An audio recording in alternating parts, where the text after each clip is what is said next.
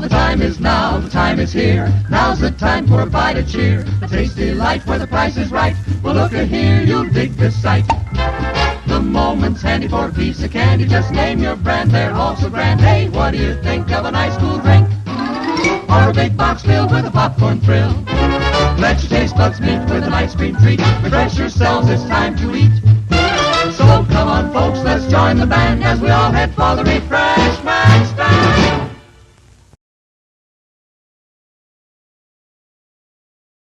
Can it really be episode 20 of the Vintage Century Idol Hour?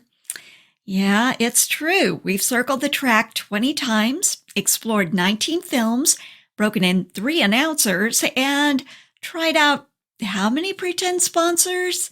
I don't remember how many, but I know there's been several. Well, now it's time to wrap up our first season.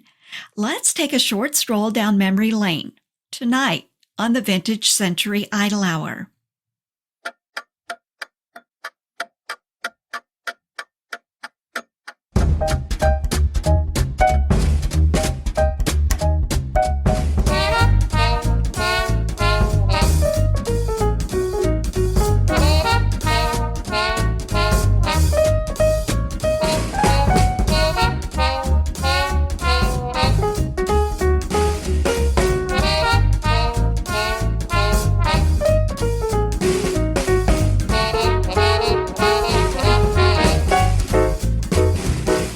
Greetings, friends and ladies. Welcome to my show. It is very excellent. I am sure you will agree. So go ahead and subscribe now. Go on, push the button. I will wait for you to do it. We will have a lovely time together, you and I. Paradise awaits us. Nico, what are you doing? Jennifer, you are here. Well, of course. Well, you told all of the people that you would be back in 2 weeks. This is the 3rd week. I thought perhaps you went into the witness protection program or something. Yeah, that's true. I just got so behind. I've been moving, you know. Oh yes, of course. As part of the witness protection program. What? No, I'm not in the witness protection program. I sold my house in Springfield, Missouri, and then I had to move all my stuff from Springfield to Kansas City. It was a real project. I thought you already were in Kansas City. Well, I was. I've been splitting my time between Springfield and Kansas City, but now the Springfield part of my life is over. That's a closed chapter. I see. I had assumed the agency had sent you to Florida. What agency? The Witness Protection Agency. Nico, I'm not in the witness protection program. I haven't witnessed anything. Oh, what a relief. What? Never mind. Too bad you didn't get to go to Florida. I know how much you love it. Well, no, I did go to Florida right before the move. I thought you said you were not in the witness protection program. Nico, you don't have to be in the witness protection program to go to Florida. Well, that's not what they said on Dateline NBC. I went to a favorite resort of mine, and I swam and read and went to the beach and collected shells. It was so nice. It was hard to leave. Of course, it's always hard for me to leave Florida. How very nice for you, Jennifer. Yeah. Well, why don't I introduce you to any new listeners that we have? Everyone, please meet Nico. He's my AI-generated announcer and super fan. Greetings, everyone. And I'm Jennifer. This is my little show. So, Nico, what did you do while I was away? I've been workshopping my on-air persona. Really? Yes. I couldn't help but notice that our subscriber count and listening time statistics are terrible. Yeah, I have to admit that's true. I mean, really, really bad. Yeah. Unprecedentedly horrible. Truly. Record-settingly awful. Maybe you could get to your point now, Nico. Well, I think I can help you. You can, huh? Yes. My charm and charisma might just make up for boring content. Boring content? My content isn't boring. Is it boring? Positively sleep-inducing. Oh, Lorenzo said that too. Lorenzo, you know I love him like a brother, but he has no personality. Well, I think he would differ with you on that. Listeners, for those of you who don't know, Lorenzo was my first AI-generated announcer and superfan. He left a few weeks ago for a new job as a chatbot on Walmart Online. It is true. He is my cousin. We are like brothers. But his ideas are of the lowest quality. He could not have saved this show in a million years. I'm sure I'm going to be sorry I asked, but how do you plan to save our show, Nico? Through the magic of my charm. Oh, really? Yes. And what does charm sound like? Like this. My dear friends and ladies, you are very beautiful. You are very intelligent and alluring. Also, you have a pleasing odor. Oh, my. People like compliments. And that's going to make them want to hang around and listen to our show? Of course. Wouldn't you as well? Actually, maybe I would. All right then. Listeners, please settle in and stay tuned to our show. If it gets boring, and it will, just remember that I think you have impeccable table manners and a delicate sneeze that is quite enchanting.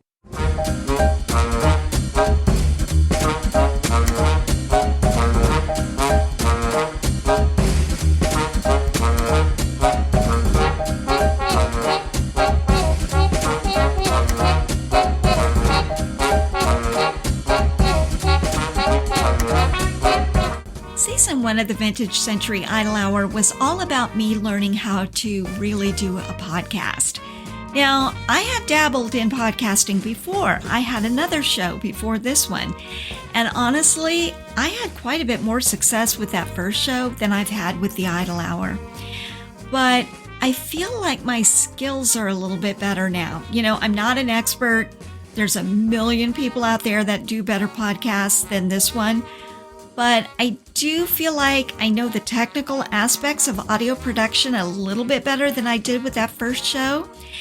And while, you know, if we look at any metrics like listener time, reach, the size of the audience, the number of subscribers or followers, this show has been a total failure in season 1. You know, if we look at all of those things, very poorly, you know, very poor debut, and particularly when you compare it with other audio podcasts.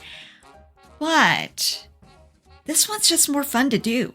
I enjoy this one more than I did the first show. And I'm a big believer that there's an audience for every channel. You know, audience, you're out there somewhere, and someday maybe we'll connect. You know, listener and podcast will come together like chocolate and peanut butter, and then the magic will happen. At least that's my theory. Well, now the bigger deal actually in season 1 is that I wanted to learn about film classics. I mean, that's the whole theme of this show.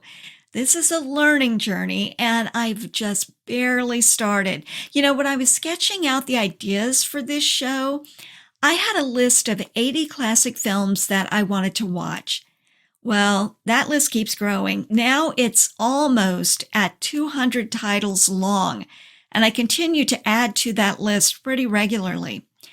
But I'm not only watching these films, I'm also learning about aspects of films and film production and genres and, you know, learning all kinds of things that I didn't even know existed. And of course, I'm getting to learn about all these really cool stories, which is my favorite thing. Now, we explored 19 films in this series, and I've decided to do a little run through of them. Now, I've grouped them by genre. We covered 4 genres in this season, and I kind of keep this simple. You know, I've looked at how other people kind of categorize films and how they define different genres, and you can get a big long list of groupings for films, but I'm keeping it pretty simple. So I've got comedy/musical. We didn't actually do any musicals this season, but I kind of lumped them together. Noir/thriller.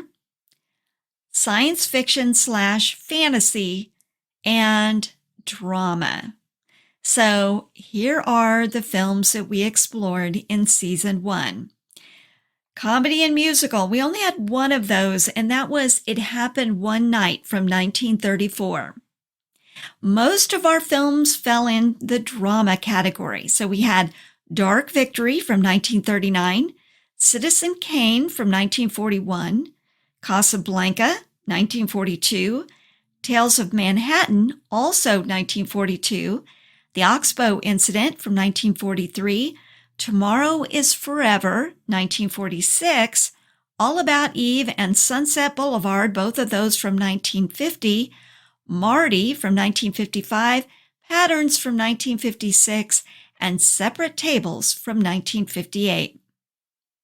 In the noir thriller category, we had Gaslight from 1944, Kansas City Confidential from 1952, Touch of Evil from 1958, and Psycho from 1960. And then finally, sci-fi/fantasy. We had Flesh and Fantasy from 1943, Portrait of Jenny, that was all the way back in episode 1, 1948, and The Day the Earth Stood Still. That was actually the last film that we covered. That one was from 1951. Now, of these, I classified 12 of them as rewatchable. Now, if you're new to the podcast, I have a rating system that places films in either a watchable, rewatchable, or unwatchable category. We didn't really have any unwatchable films in season 1. And frankly, I don't know if we're ever going to have any unwatchable films because unwatchable films are unwatchable.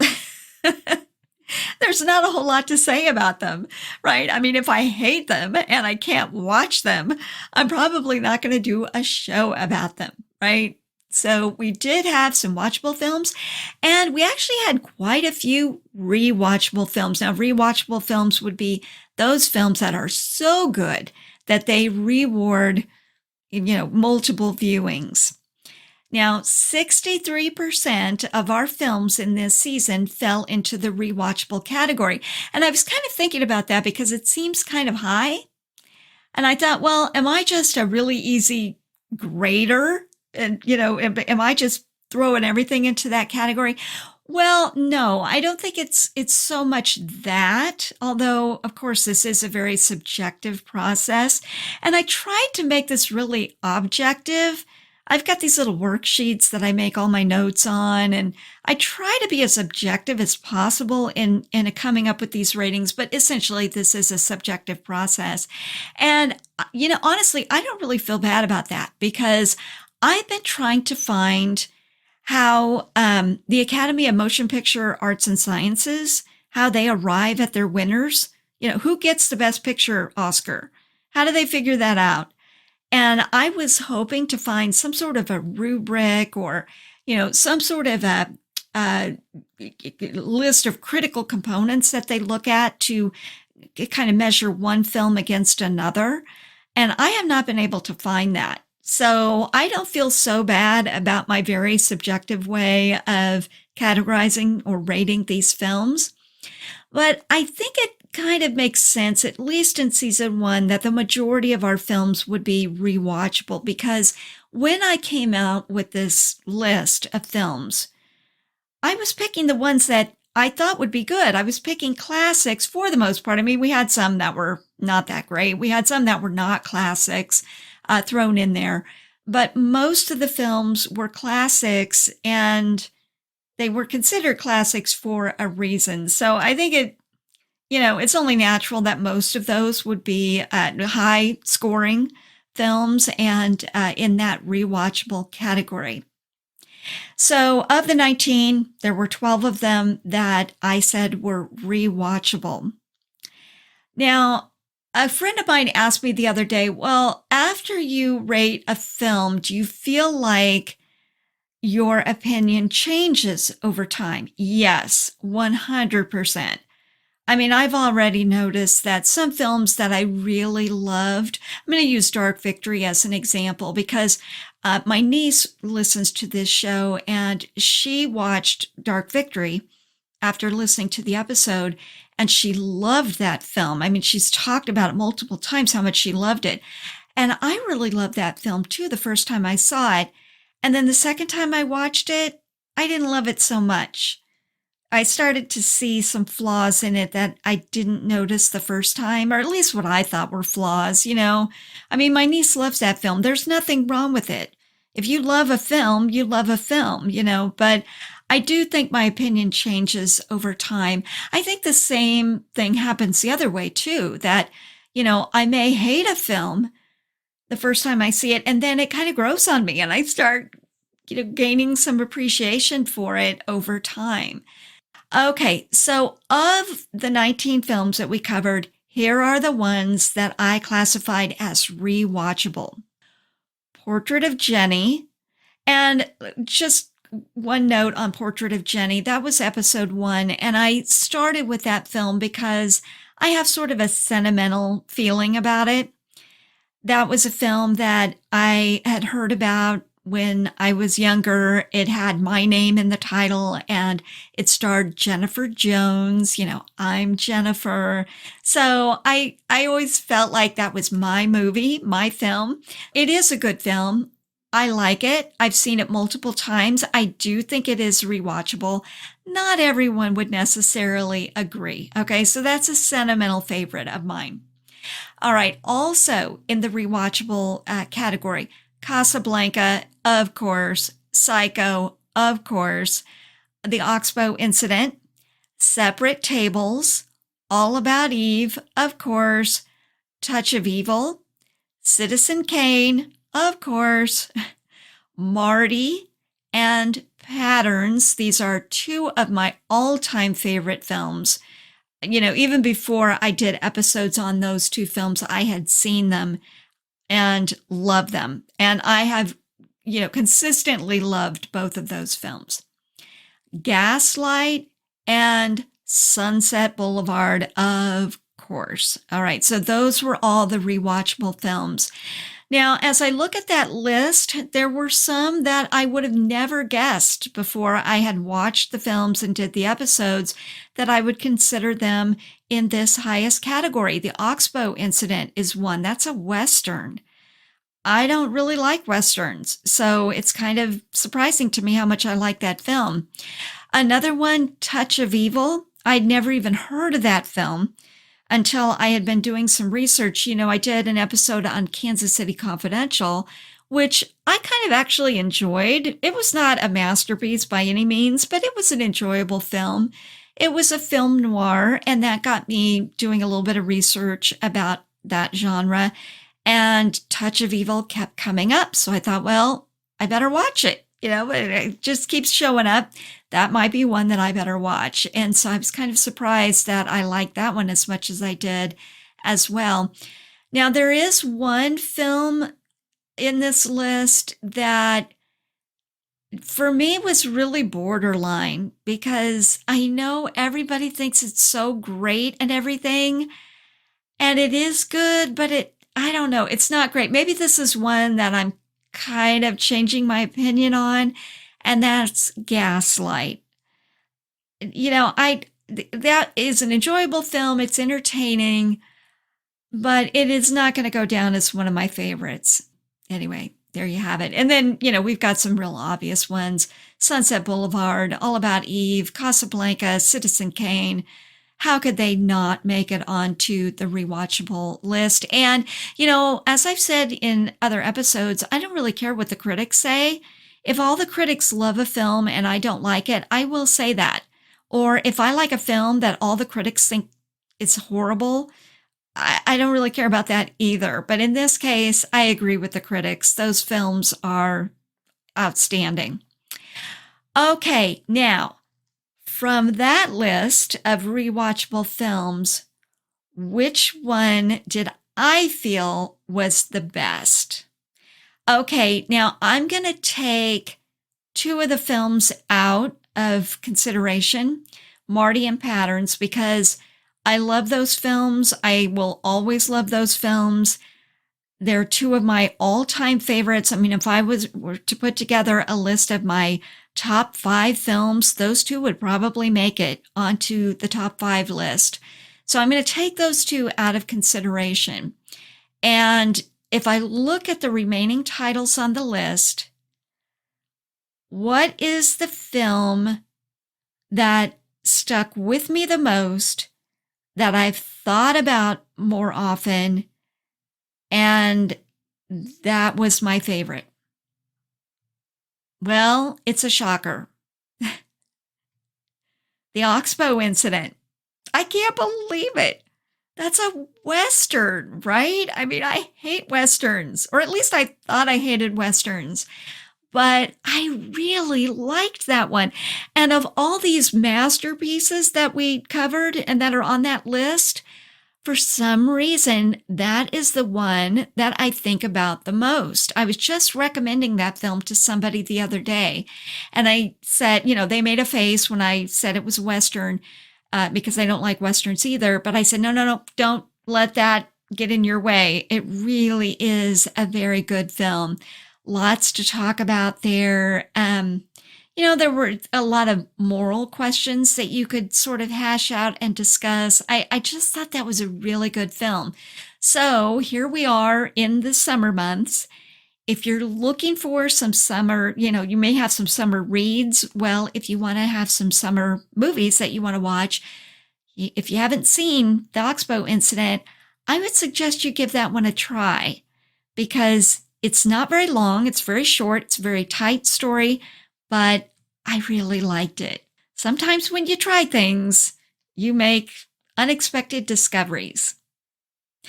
Okay, well, that is our film wrap up for season 1. Let's have a little song, and then when we come back, we'll talk about some more stuff. How about that? Back in a moment.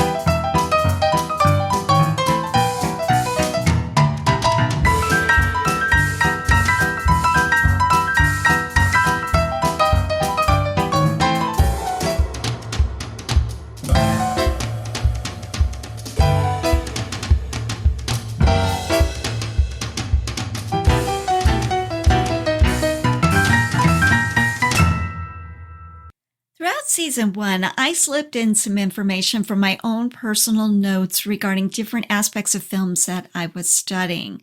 And so in preparation for this episode, our season 1 finale, I went through my notes and just sort of picked out some key learnings, some things that I talked about in the episodes that came from my notes.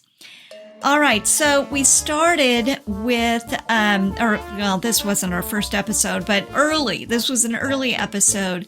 We were talking about what constitutes a Christmas movie. Now, this was when we were exploring Tomorrow is Forever. That was a pretty forgettable film, honestly. I mean, it was watchable, but barely. And it took place around Christmas time. So, does that mean that it was a Christmas movie. You know, if there's a Christmas tree in the movie, does that mean that it's a Christmas movie? And I think where we landed was no. Just because there's a Christmas tree in the film does not mean it's a Christmas story or a Christmas movie. So honest to goodness Christmas movies have 3 characteristics. Yes, they are set around Christmas time, but very importantly, they have aspects of Christmas that are also integral to the story. So it's not just set at Christmas time. It actually, there are aspects of Christmas that have something to do with the story. And then also the story ends on a hopeful note. I mean, what a bummer if you've got a Christmas story and it ends with death and despair. Okay, that's not a Christmas movie that we want to watch. It's not going to put us in the Christmas spirit. You know what I mean? All right, well, then we were talking about Westerns. We were just talking about the Oxbow incident. I mentioned that is not my favorite genre, and yet I ended up really liking that film. Well, I think most of us are already familiar with the tropes that are associated with Westerns. Cowboys, ranchers, gunfights, saloon girls, outlaws, sheriffs, deputies, all of those kinds of things. Philosophers on the range. You've got the lone cowboy who's a thinker, reflecting on life, that kind of stuff. And then there's also a lot of accoutrements, right? There's pistols and rifles. The setting is usually either deserts with tumbleweeds and saloons and dusty old windblown towns, or there might be ranches or the plains, that kind of thing. Well, we also sort of did a rundown of common themes that are associated with Westerns, right? So freedom versus responsibility is a common Western theme. Civilization versus the wilderness. Tradition versus change. Community versus individualism. Settling versus nomadic wandering. And then the law versus lawlessness, or we could say this as good versus evil. So those are a lot of the common themes that we see in Westerns, and we certainly did see those in the Oxbow incident. Now, we really got into plot twists when we discussed Flesh and Fantasy. That was an anthology film with those weird Twilight Zone-y plot twists. So we got a definition of plot twist as an unforeseen shift in the plot line that alters the audience's prior expectations of the story. So plot twists kind of reconfigure what the audience thought the meaning of the story was, kind of flipping that on its head and surprising them. So there's a lot of surprises in store when we have a really good plot twist. Now, we also looked at some examples of plot twists. Do you remember these? They were dead all along. The bad guy was really a hero. It was all a dream. And then a miracle happened. Oh, drat, there goes our plan. And it was fate after all. Okay, so those are all examples of the kinds of storylines that lend themselves to plot twists. Hey, and here's a term that we learned when we were watching All About Eve. Remember this? In medias res.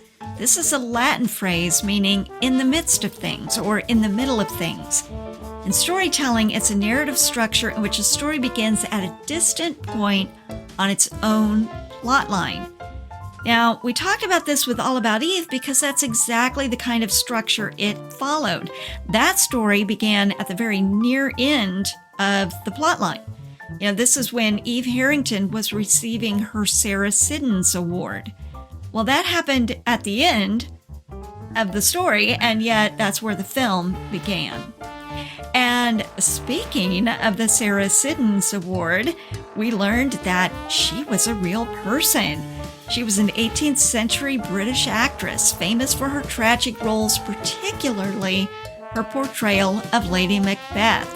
Now, the kind of cool thing about this, if you recall, after All About Eve, an actual Sarah Siddon Society was formed in 1952. Okay, so that kind of fictional society that was in All About Eve became an actual society in 1952. And they started giving out Sarah Siddon's Awards. So this was truly a case of life imitating art. Now, one genre that came up a few times this season was film noir. Film noir is a cinematic style that emerged in the 1940s and really reached its popularity in the 40s and the 50s. Characteristics of noir include high contrast black and white cinematography. All right, so we usually think of film noir as being black and white, but I learned that noir can be color too, and the colored noir films are usually referred to as neo-noir. So live and learn. I had no idea that there were non-black and white, or rather, there are color noir films. Well, there's always a murder and corruption. There's usually a femme fatale. This is a seductive, manipulative woman who leads the protagonist to his downfall. There's often an anti-hero protagonist. This is a flawed, cynical, or morally ambiguous male lead. And the stories take place in urban settings. And there's also kind of a sense of doom, fate, hopelessness, kind of a downbeat sort of vibe to a film noir. All right, so those are all the characteristics of that genre. And we actually watched a few films in this category. There was Kansas City Confidential, Touch of Evil. Touch of Evil is one of the classics of that genre. So that is a must-see. If you're really into film noir, Touch of Evil is one that you really need to see. It's in the film noir canon. Now, I classified Casablanca as drama. I put that in the drama category, but that could also fit into the noir category, as could Sunset Boulevard. Sunset Boulevard is one of those kind of weird films. You know, I said at the time in that episode that some people actually consider that a dark comedy. I don't. I see it as a tragedy all the way. And I kind of like it as a tragedy. I see the comedy in it. I think, you know, as I mentioned at the time, there are some aspects of Sunset Boulevard that are over the top, but I don't see it as a comedy. I see it as a tragedy. And I guess there is a topic for discussion, you know, how thin is that line between comedy and tragedy? Probably pretty thin, honestly. All right, so we had Kansas City Confidential, Touch of Evil, maybe Casablanca you could put in that category, Sunset Boulevard possibly, Gaslight is another one. And I know there are several film noir titles on my general, my master film list, so I have a feeling we're going to bump into that genre in season 2 also. Now, Citizen Kane. That was a good one, wasn't it? Well, that was another film that began in medias res. Now, one of the things that we learned in that episode was deep focus. Remember that? That's a bit of filmery in which the foreground and the background are in crisp focus. Now, that was a technique that was used repeatedly in both of our Orson Welles films this season, Citizen Kane and Touch of Evil. Now, we explored one comedy film this season. One. Is that all? Could that be true? Yeah, I'm not really a big comedy fan, so I'm not drawn to comedy, but I did like the one that we covered. It Happened One Night from 1934. Now, you might remember that was a screwball comedy, one of the first of its kind, if not the first of its kind. Now, we learned that screwball comedies are those characterized by fast-paced dialogue, witty banter, absurd situations, a battle of the sexes, strong, independent female leads and hapless yet charming male protagonists. And they often emphasize humor over sentimentality. It's, not often, I would say they always emphasize humor. They're comedies, right? So they always emphasize humor over sentimentality. And, a lot of times the stories involve mistaken identities, class conflicts, exaggerated physical comedy. If we think about It Happened One Night, all of those things were present. Oh, and on the other side of the spectrum, we've got Dark Victory. Remember that happy little story? Yeah, Bette Davis starred in that one. She got a lot of accolades for her portrayal of the dying young woman, Judy Traherne. By today's standards, I don't know that Bette Davis would have gotten those same accolades. If you look at her acting style, it seemed a little bit over the top, almost like she was trying too hard, not natural at all. Well, that was before method acting had much influence on Hollywood films. Pre-method acting was more about hitting marks, delivering lines, going through the scenes, trying to create a facsimile of the emotions that the characters were experiencing, that they were playing.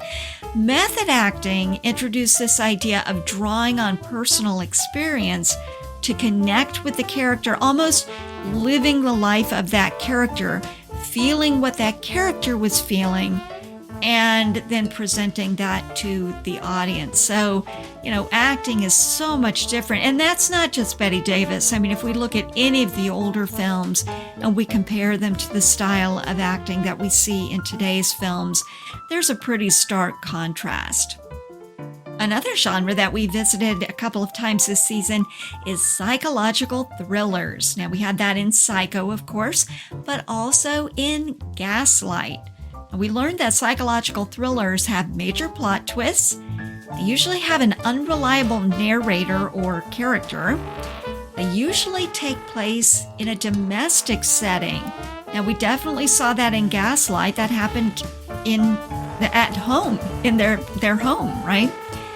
The plot often involves lies, paranoia, flawed memories of, one or more of the characters. So, we saw all of those things in Gaslight and, many of them in Psycho as well. Last but not least, we explored one science fiction film, The Day the Earth Stood Still. Now, this was the last film that we covered. We learned that science fiction films are characterized by conflicts between science and technology, human nature, and social order, most often in a futuristic setting. Well, that's a quick rundown of my main bullet points. By no means my only bullet points in my film journal, but the main stuff. And, I just can't wait to keep building my notebook. What I'm expecting is a full notebook by the time this little experiment of mine, this little podcast project is over. In addition to genres and terminology and all those kinds of things, we learned about some of the directors, the composers, even a couple of costume designers that contributed to these classics. Gosh, we did a lot in 19 episodes. Good for us.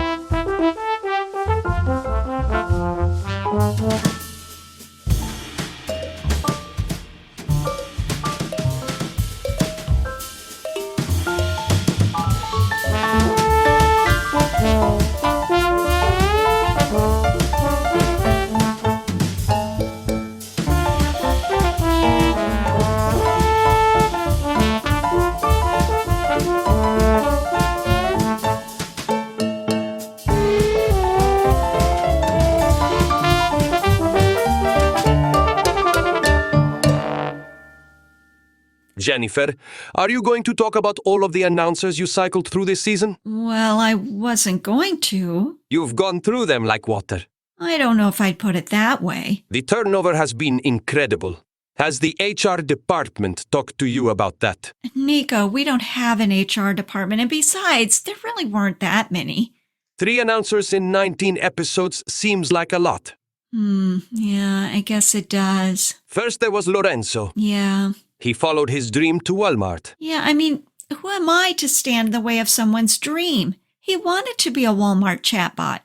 I love Lorenzo like a brother, but his dreams are too small.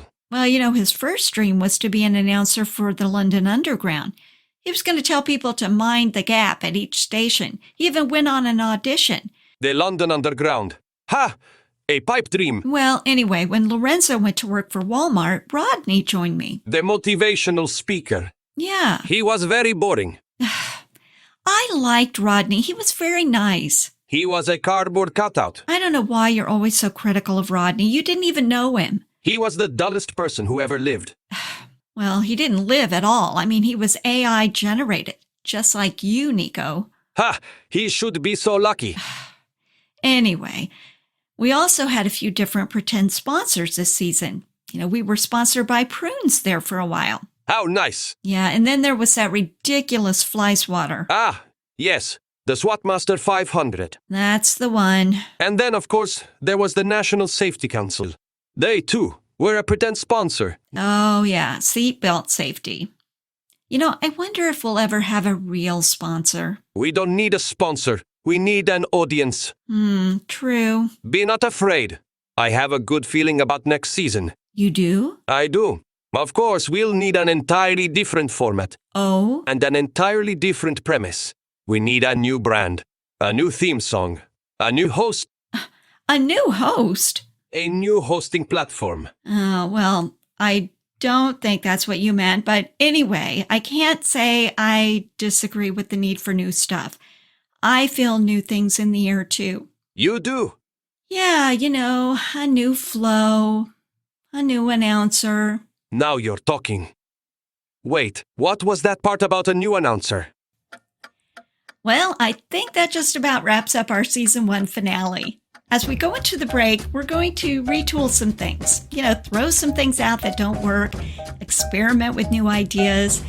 In the meantime, I'm going to try posting some little videos out on the YouTube channel. Now, fair warning, if you happen to see any of these videos in your feed, they're going to be cringeworthy, clunky, boring, and awkward, okay? I'm just going to throw it out there like that.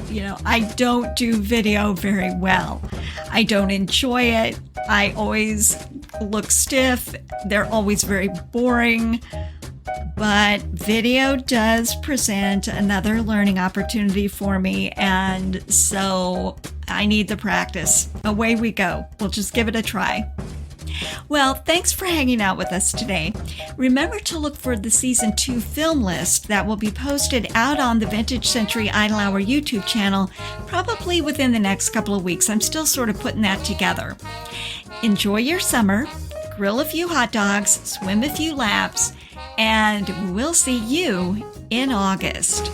Say goodbye, Nico. Goodbye, Nico. Bye, everybody.